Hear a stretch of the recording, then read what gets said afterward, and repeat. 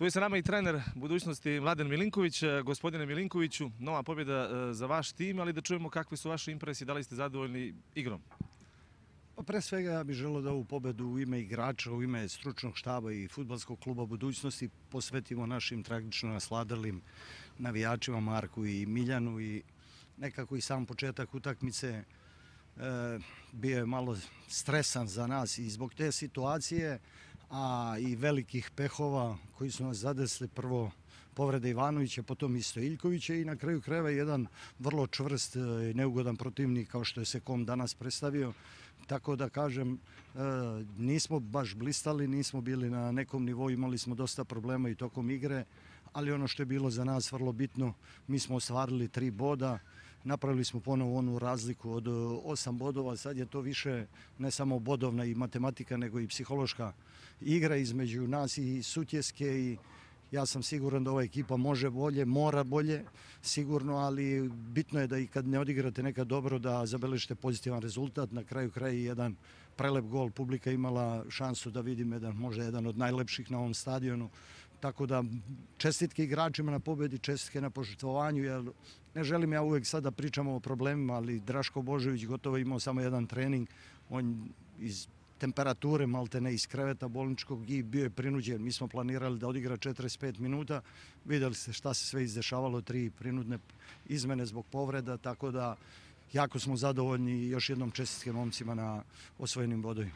Sljedeće kolo, gostovanje u Petrovcu, budućnost je tamo godinama loše prolazila. Tako ni ove sezone 2 puta je pobjedila ubjedljivo, ali bit će teško na tom malom stadionu jer budućnost Petrovac ima dobru ekipu. Znate kako, ja mislim da nema lakih utakmica. Evo, vidjeli ste i prva 2 kola, dosta iznenađujućih rezultata.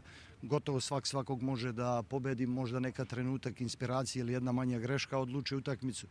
Naš cilj ostaje isti, zacrtan. Mi na svakoj utakmici smo jednostavno primorani da igramo na 3 boda i ja se nadam da ove povrede koje su zadobili Ivanović i Stojiljković i Vučić nisu neke ozbiljnije prirode i da će oni biti u konkurenciji.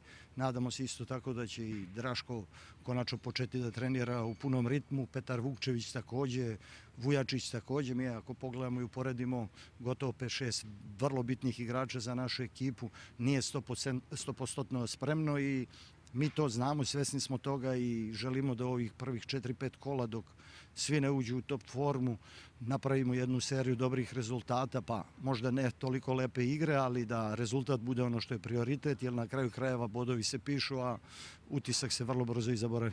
Još jedno pitanje za kraj, imate vi još jedan cilj ove sezone? Od naredne sezone morat će svaki tim da ima u postavi dvojicu igrača ispod 21 godina. Vi ste danas imali Milića koji ide u Dinamo iz Zagreba, da li radite na tom planu? Da li od ovih mladića dvojice su bile na klupi, da li ćete moći da im dajete šansu? Vlahovića, Petra Vukčevića i Terzića koji su bili na klupi.